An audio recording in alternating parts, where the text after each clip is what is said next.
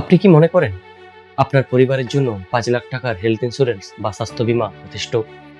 আপনি যদি বড় কোনো শহরে থাকেন বা যদি কোনো মেট্রো সিটিতে থাকেন, তাহলে আজকের এই ভিডিও আপনার চোখ খুলে দেবে। বেসরকারি হসপিটালে চিকিৎসার খরচ যেভাবে বাড়ছে, তাতে আপনার এই 5 লাখ টাকা হয়তো 3 থেকে 4 দিনের মধ্যে শেষ হয়ে যাবে। কেন? সেই নিয়ে আলোচনা করব আজকের এই ভিডিওতে, মেডিকেল ইনফ্লেশন নিয়ে। নমস্কার দর্শক বন্ধুরা, আমি বাপন। আমার বাংলা ডেডিকেটেড ইন্স্যুরেন্স চ্যানেলের নতুন একটি ভিডিওই আপনাদের সকলকে স্বাগত। প্রথমেই জেনে নিই মেডিকেল ইনফ্লেশন জিনিসটা কি। আলু, পটল, চাল, ডাল এই সকলের দাম বাড়লে আমরা সহজেই তা জানতে পারি। সাধারণভাবে একেই বলে ইনফ্লেশন বা মুদ্রাস্ফীতি। কিন্তু সাধারণ মুদ্রাস্ফীতির থেকে মেডিকেল ইনফ্লেশন ভারতবর্ষে প্রায় দ্বিগুণ আকারে বাড়ছে। বর্তমানে এর হার প্রায় 14 থেকে 15%। অর্থাৎ আজকের দিনে কোনো একটা অপারেশনের জন্য যদি আপনার 1 লাখ টাকা খরচ হয়ে থাকে, তাহলে আগামী 1 থেকে 2 বছর বাদে সেই খরচে হয়তো পৌঁছতে পারে 1.5 থেকে 2 লাখ টাকায়। এর সাথে সাথে বড় বড় মেট্রো সিটি বা নামি টপ টায়ারের যে হসপিটালগুলো, সেখানে এর খরচা আরও অনেক বেশি। এবারে চলুন বাস্তব কিছু উদাহরণ দিয়ে দেখে নিই বড় বড় শহর বা মেট্রো সিটিতে বড় বড় রোগগুলোর জন্য কি পরিমাণ খরচা বর্তমান দিনে হয়ে থাকে। যেমন এনজিওপ্লাস্টি বা হার্ট সার্জারি, আনুমানিক খরচ গড়ে 4 থেকে 7 লাখ টাকা।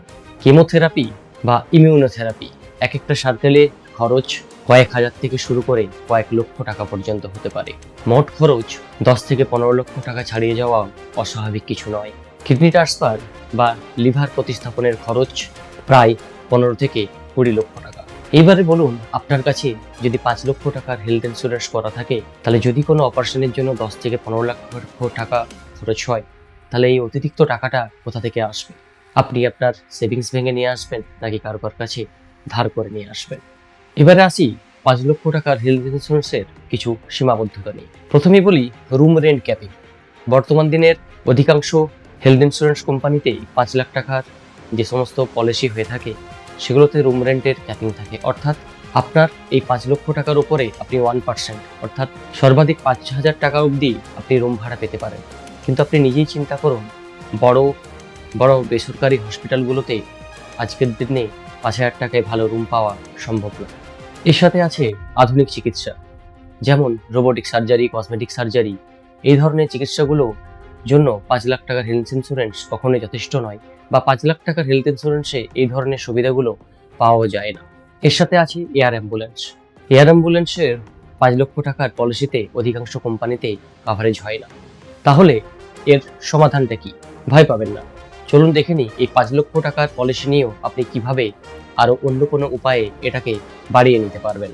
এখানে আমি টপ 3টে উপায়ের কথা বলবো। প্রথমেই বলবো, আপনি 5 লাখ টাকার আপনার যে বেস পলিসি আছে, তার উপরে আপনি 15 থেকে 20 লক্ষ টাকার সুপার টপ আপ পলিসি নিয়ে রাখুন। এটার জন্য আপনাকে অতিরিক্ত খুব বেশি খরচ করতে হবে।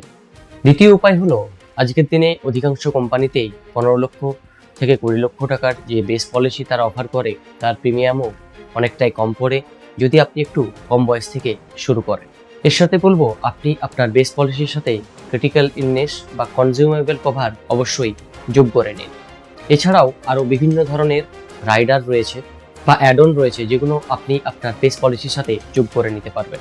মনে রাখবেন, রোগ বলে কয়ে আসে না। আজকের দিনে আমাদের প্রতিটি পরিবারের 10 থেকে 15 লক্ষ টাকার হেলথ ইন্স্যুরেন্স করিয়ে রাখাটা বিলাসিতা নয়, বরঞ্চ প্রয়োজন। আচ্ছা, আপনার কি হেলথ ইন্স্যুরেন্স রয়েছে? বা আপনার কাছে যে হেলথ ইন্স্যুরেন্স রয়েছে তা কি আপনার পরিবারের জন্য যথেষ্ট? আপনি যদি আপনার পলিসি রিভিউ করতে চান, তাহলে ডেসক্রিপশন বক্সে আমার নাম্বার দেওয়া আছে, আপনারা চাইলে সেখানে যোগাযোগ করতে পারেন। হেলথ ইন্স্যুরেন্স বা ইন্স্যুরেন্স সংক্রান্ত যে কোনো জিজ্ঞাসার জন্য আমার সঙ্গে হোয়াটসঅ্যাপে যোগাযোগ করতে পারেন, অথবা কমেন্ট বক্সে আপনি কমেন্টের মাধ্যমে জানাতে পারেন। আমি অবশ্যই উত্তর দেব। আমার আজকের এই ভিডিও যদি আপনাদের ভালো লেগে থাকে, তাহলে অবশ্যই ভিডিওটিকে লাইক এবং শেয়ার করবেন, এবং চ্যানেলটিতে নতুন এসে থাকলে অবশ্যই সাবস্ক্রাইব করে দেবেন। এই ধরনের আরো অনেক ইন্স্যুরেন্স সংক্রান্ত তথ্যমূলক ভিডিও নিয়ে দেখা হচ্ছে পরের ভিডিওতে। ততদিন ভালো থাকবেন। ধন্যবাদ।